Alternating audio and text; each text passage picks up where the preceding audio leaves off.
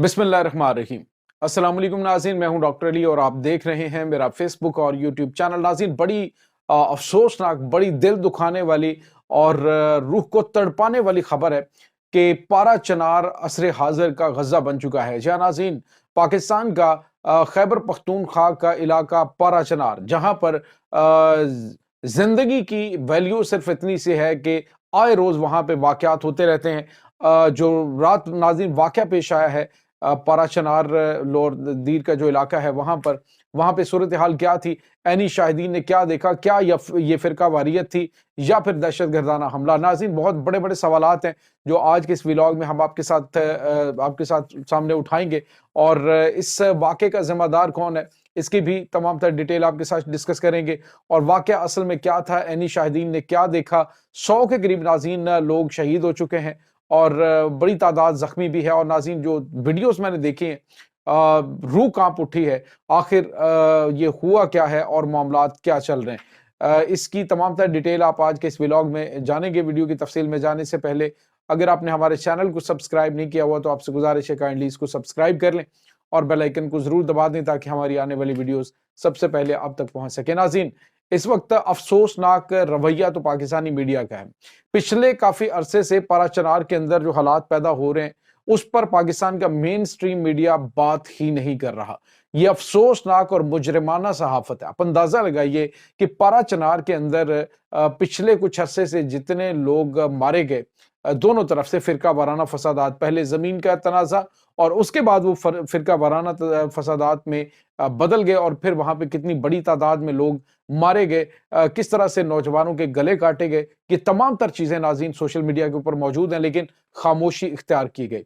नाज़रीन, पाराचनार का जो इलाका है, सबसे पहले तो इसके थोड़ा सा हदूद अरबा को आप समझिए। मैं इसकी सारी डिटेल जरा पहले, आपको चीजें समझना बड़ा आसान हो जाएगा। पहली बात तो यह है कि पाकिस्तान के ये जो सूबा केपी के है उसका जिला कुरम का इलाका है पाराचनार।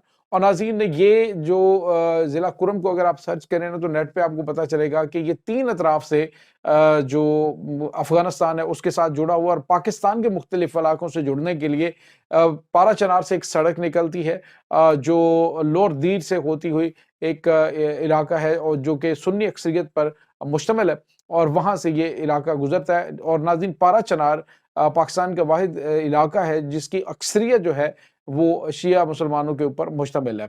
पहली बात तो ये है कि वहां पे जो सूरत हाल ये है कि जो इसके साथ अफगानिस्तान के सूबे लगते हैं उसमें लोगर है, पकतिया है और उसके बाद इसमें इनके कुछ दीगर सूबे हैं जो कि बड़े अहम तरीन है नाज़रीन सूबे। और ये जो सूबे हैं उनमें जो अक्सरियत जो है वो उन लोगों की है या उन ग्रुपों की है जो कि दहशतगर्दी को सपोर्ट करते हैं। नंगरहार भी है, खोस्त भी है, पख्तिया भी है, लोगर भी है।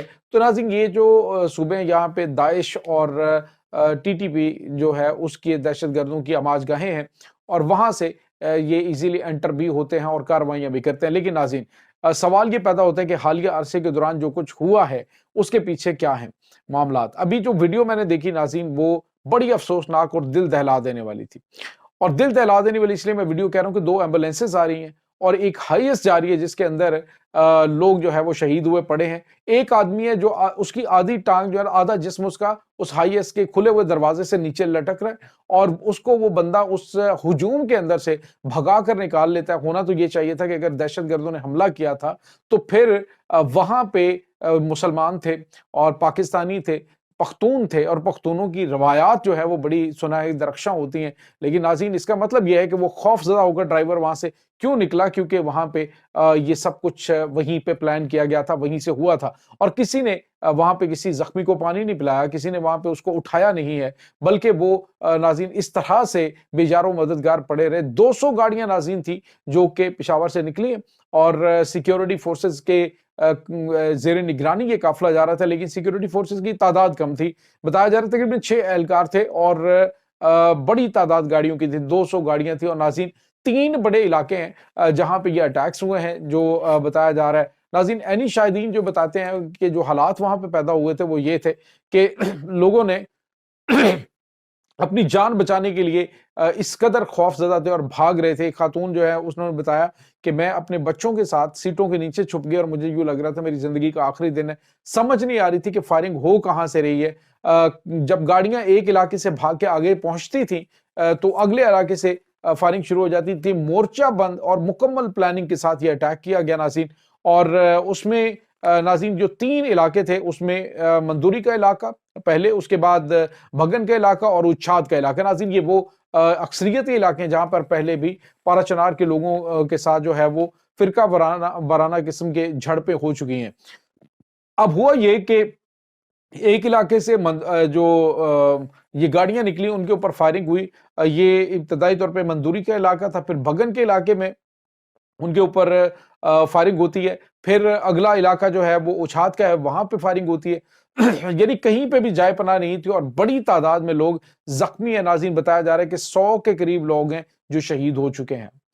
100 لوگ ناظرین، یہ زندہ جیتے جاگتے انسان تھے اور فیملیاں تھیں ان کی. یہ کوئی صرف نمبر نہیں ہے، یہ پاکستان کے لیے ایک بہت بڑا چیلنج ہے، افواج پاکستان کے لیے، سیکیورٹی اداروں کے لیے بڑا چیلنج ہے. لیکن ناظرین یہ کے پی کے گورنمنٹ کے لیے بہت بڑا سوالیہ نشان ہے.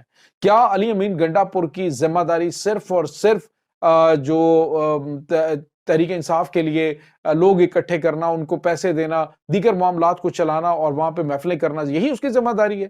کیا کے پی کے حکومت کی یہ ذمہ داری نہیں بنتی تھی کہ وہ وہاں پہ جو فرقہ وارانہ فسادات بنے ہوئے ہیں دونوں علاقوں کے اندر جرگے لگا کر وہاں پہ یہ معاملات ان کے سیٹ نہ کرتے؟ کیا ان کی ذمہ داری نہیں بنتی تھی؟ تو ناظرین مجرمانہ قسم کی خاموشی جو ہے کے پی کے گورنمنٹ کی جانب سے یہ اختیار کی گئی. اس کے بعد جب اس طرح کے واقعات ہوتے ہیں اس کے بعد اس کی ذمہ داری سیکیورٹی فورسز پہ ڈال دی جاتی ہے. لیکن ناظرین حقیقت یہ ہے کہ اس سارے واقعے کے اندر جو ذمہ داری ہے وہ ڈیفینیٹلی گورنمنٹ کے پی کے گورنمنٹ ان کے اوپر بھی عائد ہوتی ہے.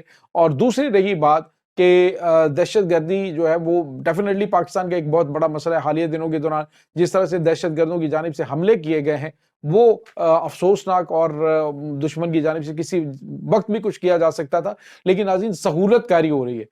جو ضلع کرم ہے وہاں پہ اپر اینڈ لوور کرم کے علاقے کے اندر آپ کو پتا ہے کچھ عرصہ پہلے جب فوج کی جانب سے آپریشن شروع کیا گیا تو لوگ جو ہے وہ فوج کے پیچھے بھاگ پڑے تھے اور بڑی انہوں نے ویڈیوز جاری کی تھی. تو میں نے آپ کو بتایا تھا یہ وہ علاقہ ہے جہاں پہ لوگوں کو گاڑیوں سے نکال کر ان کی شناخت دے کر، شناختی کارڈ دے کے یہ شیعہ اس کو قتل کر دیا جاتا ہے.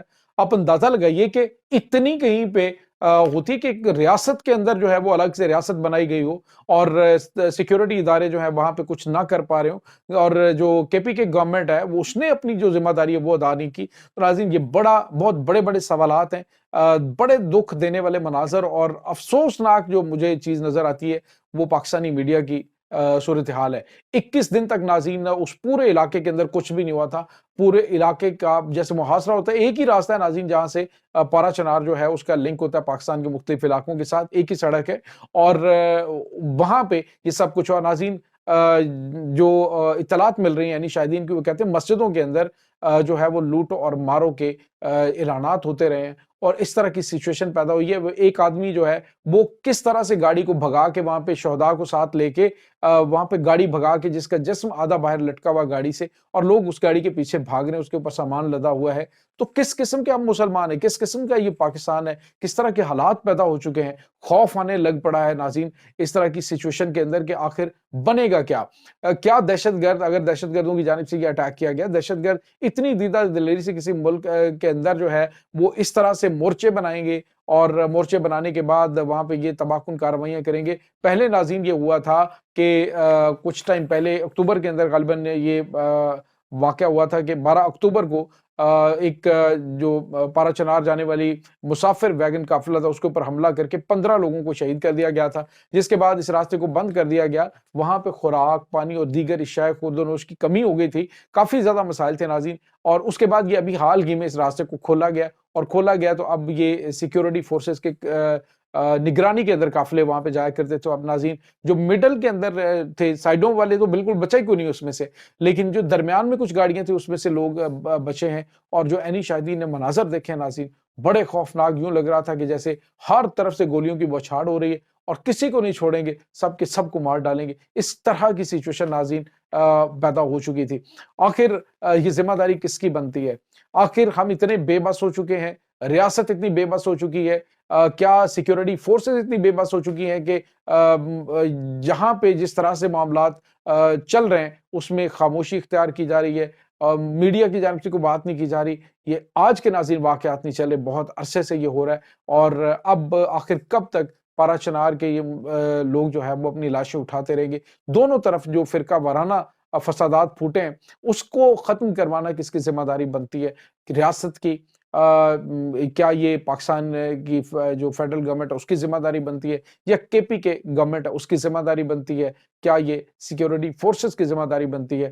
اس چیز کے بارے میں کمنٹ ضرور کیجیے گا۔ اس تمام صورتحال کے بارے میں آپ کا کیا کہنا ہے؟ کمنٹ سیکشن میں اپنے خیالات کا اظہار ضرور کیجیے گا، اور ہماری دعا ہے کہ اللہ تعالیٰ پاکستان کو محفوظ رکھے دہشت گردی سے، فرقہ وارانہ فسادات سے، لسانی اور صوبائی تعصبات سے پاکستانیوں کو ایک لڑی میں پرو کے رکھے اور پاکستانیوں کی حفاظت فرمائے اللہ رب العزت۔ اور ناظرین، ہمیں آپس میں اتفاق و اتحاد سے، محبت کے ساتھ رہنے کی توفیق عطا فرمائے، اور پاکستان کی مسلح افواج کو پاکستان ان دہشت گردوں کے خلاف جو کارروائیاں کی جا رہی ہیں اس میں کامیابیاں عطا فرمائے، آمین ثم آمین۔ انشاءاللہ ملتے ہیں ایک نئی ویڈیو میں، تب تک کے لیے اپنا بہت سارا خیال رکھیے گا۔ اللہ وارث۔